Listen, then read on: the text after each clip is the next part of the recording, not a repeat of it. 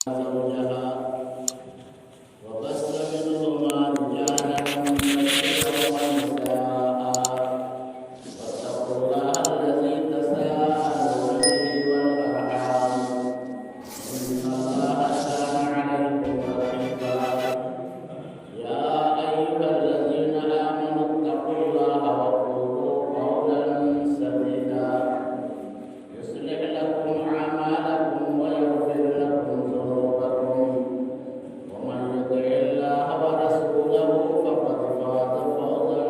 عظيما اما بعد فان خير الحديث كتاب الله وخير الحديث هدي محمد صلى الله عليه وسلم وشر الامور محدثاتها وكل محدثه بدعه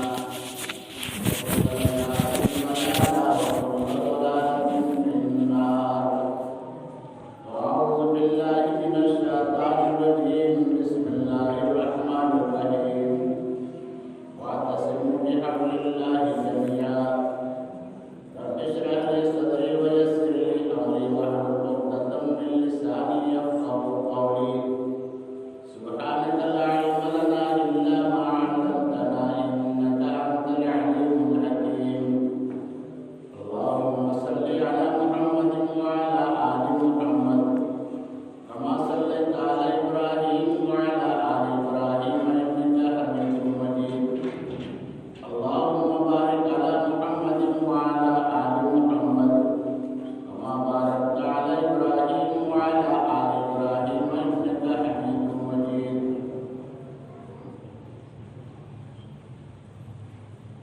ہر قسم کی تعریف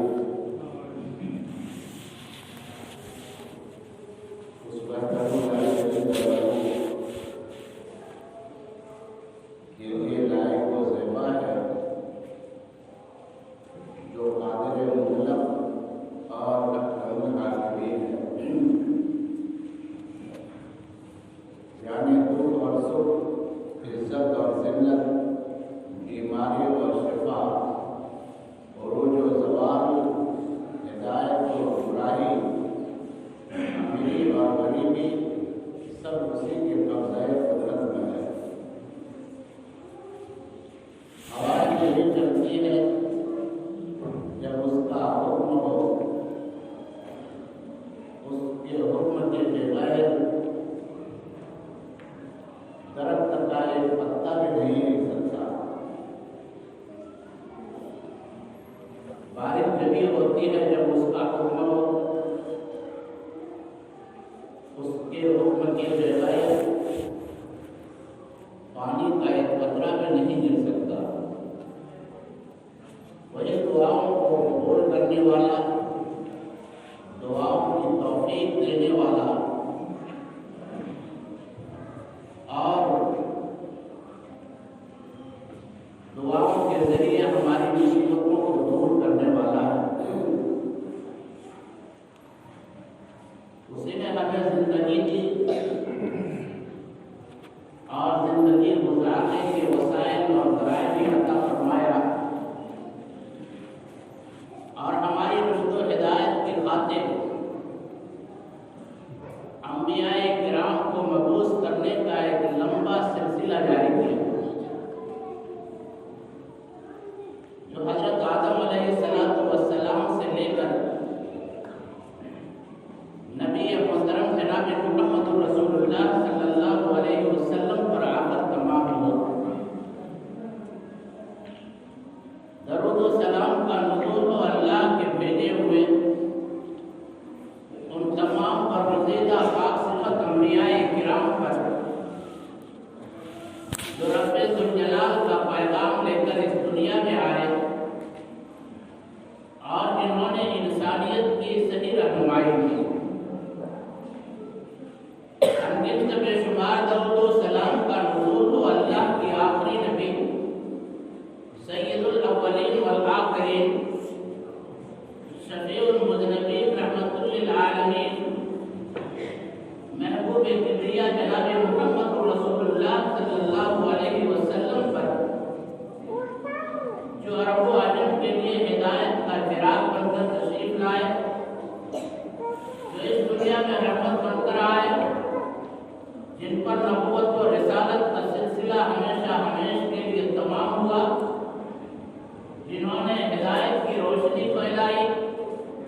حق و باطل سے، نور کو تاریکی سے چھانٹ کر نمایاں کیا، جنہوں نے غریبی اور یتیمی کی حالت میں جنم لیا اور اس کے باوجود بھی امام الانبیاء کا لقب پایا،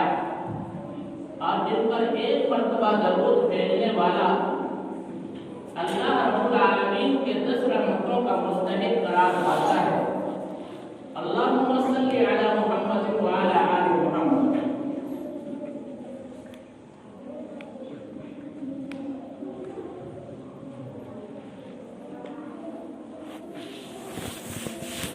قرآن عظیم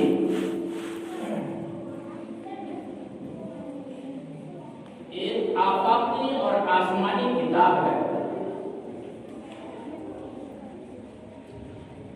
اللہ رب العالمین نے اس کتاب سے پہلے اور بھی کچھ کتابیں مختلف انبیاء کرام پر نازل فرمائی، جس قدر بھی کتابوں کا نزول آسمان سے ہوا، ہر ایک کی تعلیم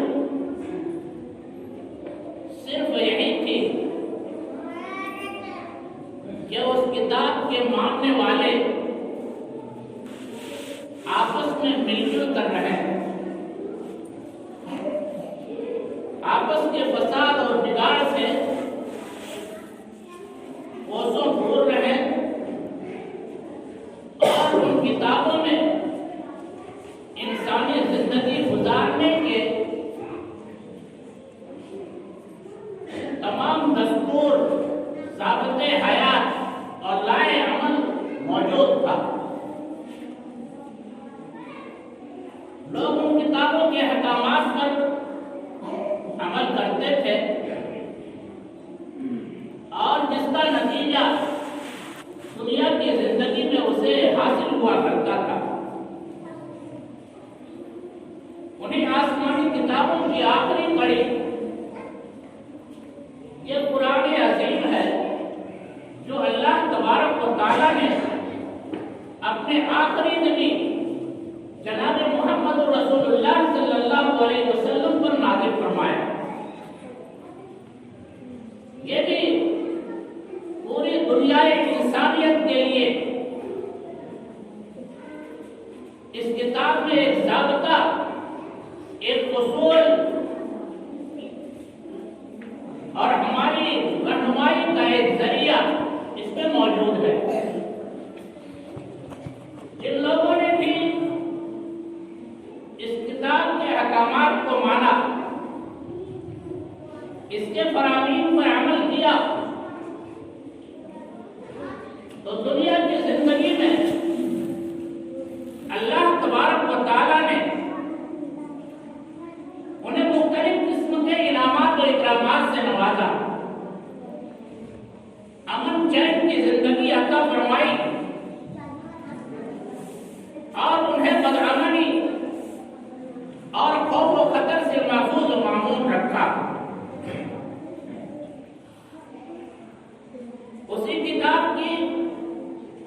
آیت کا ایک ٹکڑا آپ کے سامنے پیش کیا گیا ہے۔ اللہ رب العالمین نے فرمایا کہ وَاعْتَصِمُوا بِحَبْلِ اللَّهِ جَمِيعًا، تم سب کے سب آپس میں مل جاؤ اور مل کر کے یہ آخری کتاب جو تمہاری رہنمائی کی خاطر اور تمہاری زندگی گزارنے کے اصول و ضابطے کے لیے ہم نے بھیجا ہے، اس کے تمام اصول اور اس کے تمام ضابطے کو مان لو، اور اسی کے مطابق اپنی زندگی کو ڈھال لو، اور اسی کے مطابق تم زندگی گزارنا شروع کرو۔ لیکن جب ہم نے اس کتاب کے احکامات کو پس پشت ڈالا اور اس کے ضابطے اور اس کے اصول جو ہماری رہنمائی کی خاطر اللہ رب العالمین نے تیار کیا تھا بھلا ڈالا، تو زندگی کے اندر دیکھ لیجیے کس قدر بدامنی اور خوف و ہراس کا ماحول پیدا ہوا ہے۔ و تعالیٰ نے مختلف جگہوں پر اس بات کی تاکید کی ہے کہ تم سب ایک مل کر رہو اور مضبوطی سے اس کتاب کو پکڑ لو اور اس سے جدا نہ ہونا، ورنہ پھر تمہاری حالت خراب ہو جائے گی۔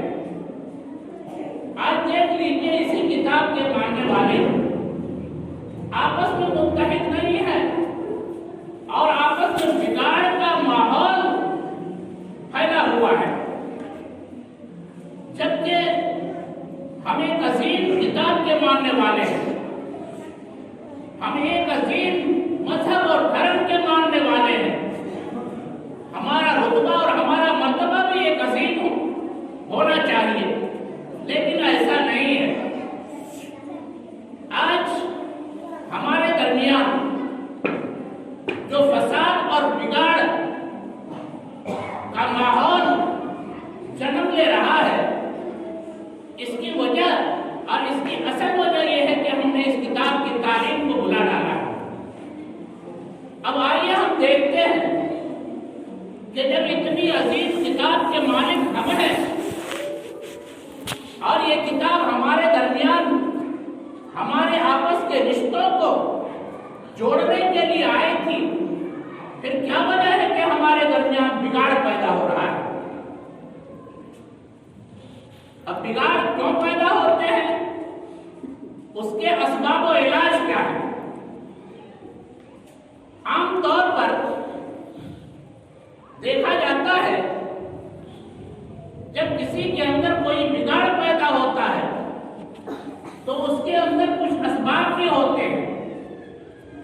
اور جب تک ہم ان اسباب کو ختم نہیں کریں گے تو ہمارا ماحول اور ہمارا سماج ایک متحدہ سماج نہیں بن سکتا ہے۔ تو اس بگاڑ کے بھی کچھ اسباب ہیں۔ عام طور پر آدمی اس بگاڑ کو ختم کرنے کے لیے بڑی سے چھوٹے تک کا زور لگاتا ہے، بڑی محنت کرتا ہے، بڑی کوششوں کو بروئے کار لاتا ہے، اپنی ساری صلاحیت، ساری قوت اور ساری توانائی کو اسی میں لگا دیتا ہے، لیکن چونکہ بگاڑ کے اسباب باقی رہتے ہیں اس لیے بگاڑ ختم ہوتا ہوا نظر نہیں آتا۔ آئیے اس کو ہم ذرا تفصیل سے سمجھنے کی کوشش کریں۔ دنیا میں مختلف قسم کے طریقے علاج ہیں، جیسے ایلوپیتھک، ہومیوپیتھک اور طب یونانی، آیورویدک وغیرہ، اور ہر ان دوائیوں کی تھیوری بھی الگ الگ ہے۔ ایلوپیتھک کی تھیوری یہ ہے ازالہ تکلیف، یعنی آپ کے جسم میں، آپ کے بدن میں کہیں پر کوئی تکلیف ہو تو فوراً اس تکلیف کو دور کیا جائے، جبکہ طب یونانی کی تھیوری ہے ازالہ سبب، یعنی یہ تکلیف آپ کو کیوں ہو رہی ہے اور اس کا سبب کیا ہے، اس سبب کو دور کیا جائے۔ اگر سبب دور ہو جائے گا تو بیماری خود بخود ختم ہو جائے گا۔ آپ کسی ایلوپیتھک ڈاکٹر کے پاس چلے جائیں اور آپ کہیں کہ صاحب ہمارے سر میں بڑے زوروں کا درد ہو رہا ہے، اب آپ کو وہ ایک ٹیبلٹ دے گا، آپ اس کو کھا لیں گے تو یقینی طور پر کچھ ہی لمحے میں آپ کے سر کا درد غائب ہو جائے گا، لیکن کچھ دیر کے بعد پھر آپ کی حالت وہی ہو جائے گی۔ اور جب کسی طب یونانی کے پاس جائیں گے تو سب سے پہلے وہ یہ معلوم کرنے کی کوشش کرے گا کہ اس کے سر میں درد کیوں ہو رہا ہے، کہیں ایسا تو نہیں کہ پیٹ کی خرابی کی وجہ سے سر میں درد ہو رہا ہے۔ جب اسے معلوم ہو جائے گا کہ پیٹ کی خرابی کی وجہ سے سر میں درد ہو رہا ہے تو سب سے پہلے پیٹ کی خرابی کا علاج کرے گا، نہ کہ درد سر کا، اس لیے کہ وہ جانتا ہے کہ سر میں جو درد ہے وہ پیٹ کی خرابی اس کا سبب ہے، اور جب یہ سبب ختم ہو جائے گا تو درد خود بخود ختم ہو جائے گا۔ اسی طرح سے ہمارے درمیان جو فساد اور بگاڑ ہے، ہمارے درمیان جو ان نااتفاقی اور ناچاکی ہے، اس کے بھی کچھ اسباب ہیں۔ جب تک ہم ان اسباب کو ختم نہیں کریں گے تب تک ہمارا سماج ایک متحدہ سماج نہیں بن سکتا۔ اس کا سب سے پہلا سبب ہے اخلاص کی کمی۔ اخلاص کا مطلب ہوتا ہے کہ بندے کا ہر عمل اللہ کی رضا اور اس کی خوشنودی کے لیے ہو۔ اخلاص کی اسلام میں بڑی اہمیت ہے، اور اخلاص کی اتنی اہمیت ہے جس طرح کے انسانی جسم میں روح کی اہمیت ہے۔ جس طرح بغیر روح کے جسم بیکار ہے، اسی طرح بغیر اخلاص کے انسان کے اعمال اور عبادات بھی بیکار ہیں۔ بخاری شریف کی روایت کے مطابق نبی اکرم صلی اللہ علیہ وسلم نے فرمایا انما الاعمال بالنیات، عملوں کا دار و مدار نیتوں پر ہے۔ اسلام میں نیت کی کتنی اہمیت ہے آپ نبی کریم صلی اللہ علیہ وسلم کے ارشادات سے اس کا اندازہ لگا سکتے ہیں۔ نبی صلی اللہ علیہ وسلم نے فرمایا کہ ایک مسلمان عشاء کی نماز پڑھنے کے بعد یہ نیت کرتا ہے سونے سے پہلے کہ میں آج رات اٹھ کر کے تہجد کی نماز پڑھوں گا، پھر اپنے بستر پر جاتا ہے اور سو جاتا ہے۔ نیند بڑی گہری ہوتی ہے، نیند کا غلبہ اس پر اس قدر طاری ہوتا ہے کہ تہجد کے وقت وہ جاگ نہیں پاتا اور بے خبری میں سویا رہتا ہے۔ جب فجر کی اذان ہونے لگتی ہے اچانک اس کی آنکھ کھلتی ہے، لیکن وقت تو چلا گیا ہے۔ لیکن چونکہ اس نے تہجد کی نیت کیا تھا اور نیند کے غلبے کی وجہ سے تہجد کی نماز نہیں ادا کر پایا، اس لیے اللہ رب العالمین اس کے اخلاص نیت کی وجہ سے اس کے نامہ اعمال میں تہجد کا پورا ثواب لکھ دیتا ہے۔ لیکن اگر کوئی ایسا ہو کہ اس کو ہم بظاہر دیکھنے میں متقی اور پرہیزگار جانتے ہیں، لیکن اس کا جو عمل ہے وہ ریاکارانہ ہے، وہ نمائش کے طور پر ہے، لوگوں کو دکھانے کے لیے وہ نمازیں پڑھ رہا ہے یا زکات دے رہا ہے یا دوسرے اعمال خیر کر رہا ہے۔ دنیا تو دیکھ کر انہیں کہے گی کہ یہ متقی پرہیزگار ہے، یہ بڑا اللہ والا ہے، لیکن اللہ رب العالمین ہر ایک کے دل کو جانتا ہے، دل کے بھیدوں کو جانتا ہے، دل کے اخلاص کو جانتا ہے۔ اگر ہم اخلاص کے ساتھ کہیں صرف ایک اینٹ رکھ دیں، بہت ممکن ہے کہ آخرت میں وہی اینٹ ہماری نجات کا ذریعہ بن جائے۔ اور اگر ہم نے ریا اور نمود کے جذبے کے تحت بہت بڑی مسجد تعمیر کر دی، بہت بڑا ادارہ قائم کر دیا، یتیموں، غریبوں، بیواؤں اور مسکینوں کے لیے وظیفے ہم نے مقرر کر دیے، لوگوں کی سہولت کے لیے ہم نے سڑکیں بنوا دی، کنویں کھدوا دیے اور ہر طرح کی سہولت کا انتظام کر دیا، لیکن مقصد کچھ اور ہے، تو یہی نہیں کہ یہ بڑی بڑی نیکیاں ہماری عکارت ہو جائیں گی، بلکہ یہی نیکیاں کل قیامت کے روز ہمارے لیے وبال جان بن جائیں گی۔ نماز اتنا بہتر عمل ہے، اللہ کی قربت، اللہ کی نزدیکی کو حاصل کرنے کے لیے نماز سے بہتر کوئی ذریعہ نہیں ہے۔ اسی وجہ سے اللہ کے نبی صلی اللہ علیہ وسلم نے فرمایا کہ ایک مشرک اور ایک مسلمان کے درمیان فرق کرنے والی چیز یہی نماز ہے۔ آپ نے یہ بھی فرمایا اگر کوئی شخص جان بوجھ کر نماز کو چھوڑ دیتا ہے، چاہے وہ مرد ہو یا عورت، چاہے وہ لڑکا ہو یا لڑکی، 7 سال اور 10 سال گزرنے کے بعد اگر نمازوں کا اہتمام نہیں کرتا ہے تو اسلام کی جمعیت اور جماعت میں وہ شامل نہیں ہو سکتا، اس کا نام کافروں کی لسٹ میں لکھا جائے۔ اتنی بڑی اہمیت ہے اس نماز کی۔ لیکن اگر یہی نماز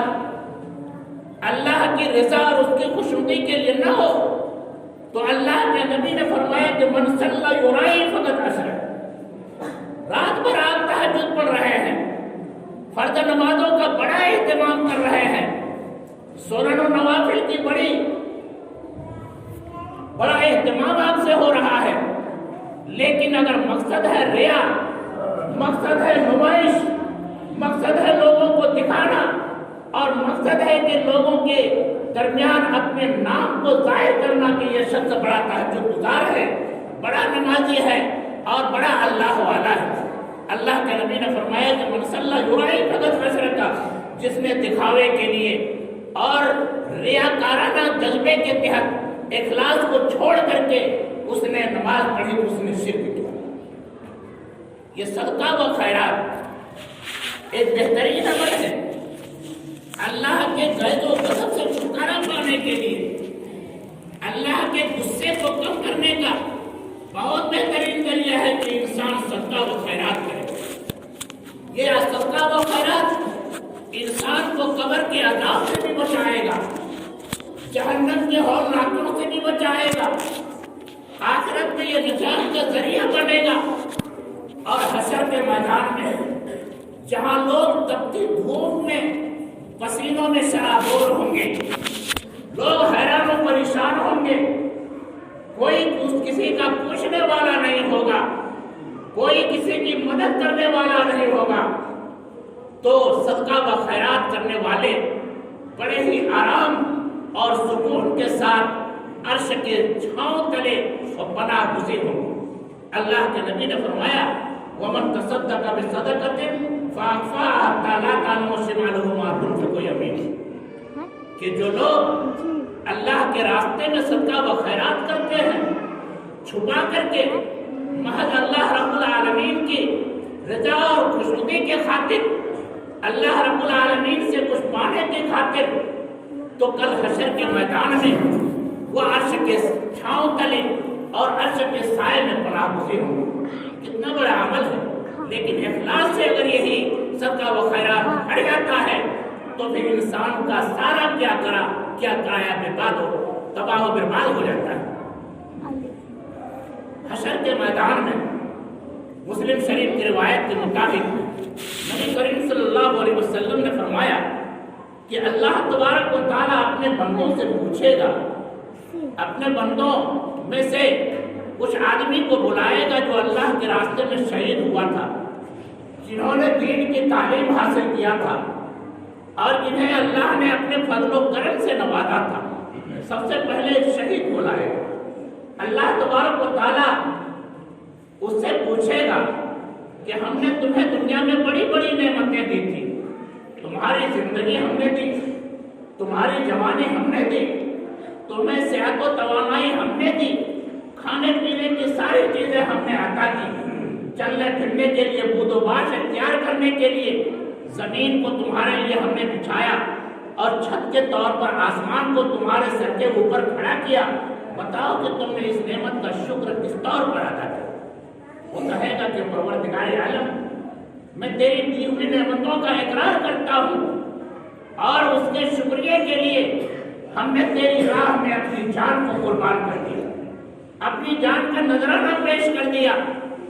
اور ہم کافروں سے مقابلہ کیے اور لڑتے لڑتے ہم اپنے جان کو تیری راہ میں قربان کر کے چھوڑے۔ اللہ رب العالمین کہے گا کہ تو جھوٹا ہے، تم نے یہ کام ضرور کیا تھا لیکن ہماری رضا اور خوشنودی کے خاطر نہیں بلکہ ریا اور نمائش کی خاطر کیا تھا، تاکہ لوگ تجھے مجاہد کہیں، لوگ تجھے بہادر کہیں اور لوگ تجھے بہت بڑا لیڈر کہیں۔ اسی جذبے کے تحت تم نے یہ کام انجام دیا تھا۔ آج تمہارے لیے جنت میں کوئی گنجائش نہیں، فرشتوں کو حکم ہوگا کہ اسے لے جاؤ اور لے جا کے دہتے ہوئے جہنم میں ڈال دو، وہ شخص جہنم کی آگ میں ڈال دیا جائے۔ پھر عالم کو بلایا جائے گا جس کو اللہ تبارک و تعالیٰ نے دین کا علم عطا فرمایا تھا، اس سے بھی سوال ہوگا، اپنی نعمتیں اللہ رب العالمین اس نعمتوں کے بارے میں پوچھے گا، ان نعمتوں کا وہ اقرار کرے گا۔ اللہ رب العالمین پوچھے گا کہ بتاؤ یہ بڑی بڑی نعمتیں تمہیں جو حاصل تھی اس کا شکر تم نے کس طور پر ادا کیا؟ وہ کہے گا کہ پروردگار عالم، ہم نے تیرے دین کو حاصل کیا اور اس دین کو ہم نے پورے دنیا میں پہنچانے کی کوشش کی، گھر گھر تک، گلی گلی تک، گاؤں گاؤں تک ہم نے اس دین کو پہنچا دیا۔ اللہ رب العالمین کہے گا کہ تو جھوٹا ہے، تم نے یہ کام تو ضرور کیا تھا لیکن ہماری رضا اور خوشنودی کے خاطر نہیں، تم لوگوں کو دکھانے کے لیے، تاکہ لوگوں میں تیرا نام ہو کہ بہت بڑا عالم ہے، بہت بڑا مقرر ہے، بہت بڑا خطیب ہے، اور اسی جذبے کے تحت تم نے یہ کام انجام دیا تھا۔ آج تمہارا ٹھکانہ جہنم کے سوا کچھ نہیں، لہذا اسے بھی اٹھا کر کے جہنم میں ڈال دیا جائے۔ پھر ایک مخیر حضرت کو بلایا جائے گا جس کو اللہ تبارک و تعالیٰ نے مال و دولت سے نوازا تھا۔ اللہ رب العالمین اپنے نعمتیں یاد دلائے گا اور کہے گا کہ بتا تم نے ان نعمتوں کا شکر کس طور پر ادا کیا تھا۔ وہ کہے گا کہ پروردگار عالم، ہم نے تیرے فضل کو اور تیرے مال و دولت کو حاصل کیا اور تیرے راستے میں ہم نے بے دریغ خرچ کیا، فلاں جگہ ہم نے ایک عظیم اور بہت بڑی مسجد تعمیر کر دی، فلاں ادارہ ہم نے قائم کر دیا، اور اتنے یتیموں غریبوں بیواؤں کے لیے ہم نے وظیفے مقرر کر رکھے تھے، فلاں جگہ ہم نے سڑکیں بنوائی، فلاں جگہ ہم نے چاپاکل لگوایا، پانی کا انتظام کیا، اور فلاں جگہ ہم نے مسافر خانے بنوا دیے، غرضے کہ ہم نے اس مال کو تیرے راہ میں بے دریغ خرچ کیا۔ اللہ رب العالمین کہے گا کہ تو بھی جھوٹا ہے، یہ جو کچھ تم نے کیا تھا یہ ہماری رضا اور خوشنودی کے خاطر نہیں بلکہ لوگوں کو دکھانے کی خاطر، تاکہ لوگوں میں تیرے نام کا چرچا ہو، لوگ تجھے سخی کہے، لوگ تجھے داتا کہے، تجھے ایک اچھے انسان کے حیثیت سے جانے۔ اسی جذبے کے تحت تم نے ایک کام انجام دیا تھا۔ تمہاری بھی جگہ جنت میں نہیں، تمہارا ٹھکانہ جہنم ہے، اسے بھی اٹھا کر کے جہنم میں ڈال دیا جائے گا۔ میرے محترم بھائیوں، کتنی لرزہ خیز ہے یہ حدیث، رونگٹے کھڑے کر دینے والی ہے یہ حدیث۔ یہ وہ لوگ ہیں جنہوں نے اپنی جان کو اللہ کے راہ میں قربان کر دیا، یہ وہ لوگ ہیں جنہوں نے اپنی پوری زندگی کو اللہ کے راستے میں وقف کر دیا، یہ وہ لوگ ہیں جنہوں نے اپنی پوری دولت کو اللہ کے راستے میں خرچ کر دیا، لیکن اللہ کی رضا اور اس کے خوشنودی کے جذبے کے تحت نہیں، ریا اور نمود کے جذبے کے تحت۔ اس لیے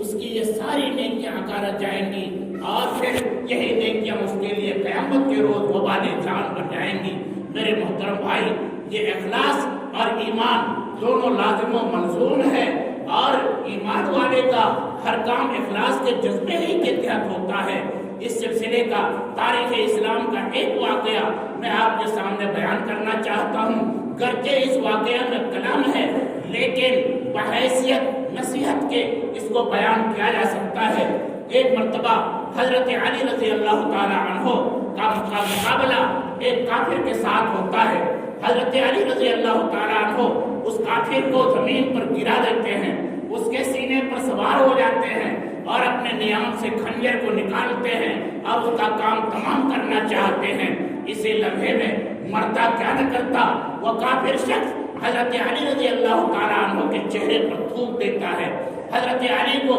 اس شخص پر بڑا غصہ آتا ہے، لیکن پھر آپ اپنے خنجر کو، اپنی تلوار کو نیام میں ڈال لیتے ہیں اور پھر اس شخص کو چھوڑ دیتے ہیں، آزاد کر دیتے ہیں۔ کافر کو بڑا تعجب ہوتا ہے، معاملہ کیا ہے؟ پوچھا کہ علی، پورے طور پر تم نے ہمارے اوپر قبضہ جما لیا تھا، اب تم ہمارا کام تمام کرنا چاہتے تھے اور چاہتے تو کر لیتے، لیکن پھر کیا ہوا کہ اچانک ہمارے سینے سے اٹھ کھڑے ہوئے اور تم نے مجھے آزاد کر دیا۔ حضرت علی نے کہا کہ سنو، معاملہ ایسا ہے کہ اس میدان میں جو میں آیا ہوں اس وجہ سے آیا ہوں تاکہ اللہ کی رضا اور اس کی خوشنودی کو حاصل کروں، اللہ کے دین کو بلند کروں، اللہ کے پرچم کو بلند کروں، نہ کہ اپنا بدلہ لینے کے لیے۔ اور جب تم نے میرے چہرے پر تھوک دیا، میرا ذاتی غصہ تمہارے اوپر ابل پڑا۔ اب اگر تجھے میں قتل کرتا تو ہو سکتا تھا کہ میں اپنا بدلہ لینے کے لیے تمہیں قتل کر رہا ہوں، اس لیے ہم نے تجھے چھوڑ دیا، اس لیے کہ اس میدان میں ہم جو آئے ہیں تو اللہ کی رضا اور خوشنودی کو حاصل کرنے کے لیے، نہ کہ اپنا بدلہ چکانے کے لیے۔ میرے محترم بھائی،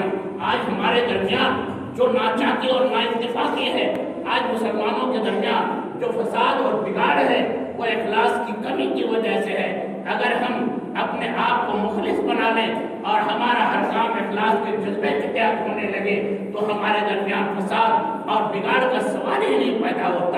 صحابہ کرام کی بھی یہی حالت تھی کہ وہ آگے اور پیچھے رہنے کے لیے کبھی اصرار نہیں کرتے تھے، یہ ان کے اخلاص ہی کا معاملہ تھا اور اخلاص ہی کا جذبہ تھا۔ حضرت عمر بن خطاب رضی اللہ تعالیٰ عنہ کے دور خلافت میں حضرت خالد بن ولید رضی اللہ تعالیٰ عنہ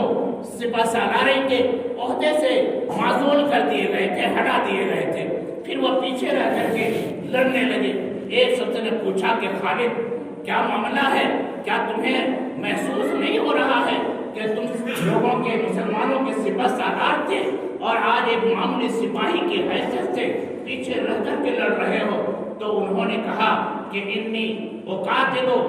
لا اقاتل فی سبیل عمر ولکن اقاتل فی سبیل رب عمر، میں جو یہاں لڑنے کے لیے آیا ہوں اس وجہ سے نہیں آیا ہوں کہ میں عمر کے راستے میں لڑوں، بلکہ عمر کے رب کے راستے میں لڑنے کے لیے آیا ہوں۔ اب ہم اگر اللہ کے راستے میں لڑ رہے ہوں تو پھر آگے رہ کر کے لڑے یا پیچھے رہ کر کے لڑے کوئی فرق نہیں پڑتا۔ تو یہ چیز جو تھی ان کے اخلاص کی وجہ سے تھی۔ آج اگر ہمارے درمیان اخلاص پیدا ہو جائے تو ہمارے سماج سے ہر طرح کا بگاڑ، ہر طرح کا فتنہ و فساد ختم ہو جائے گا اور ایک متحد سماج کی صورت میں نظر آئیں گے۔ اللہ تبارک و تعالیٰ ہم تمام مسلمانوں کو نیک سمجھ کی توفیق عنایت فرمائے۔ جب تک اس دنیا میں رہیں بار الہ قرآن اور اسلام کے اصولوں پر وہ ہمیں چلنے کی توفیق عطا فرما، اور جب ہمارا خاتمہ ہو ایمان و اسلام کی حالت میں ہو، وآخر دعوانا الحمدللہ۔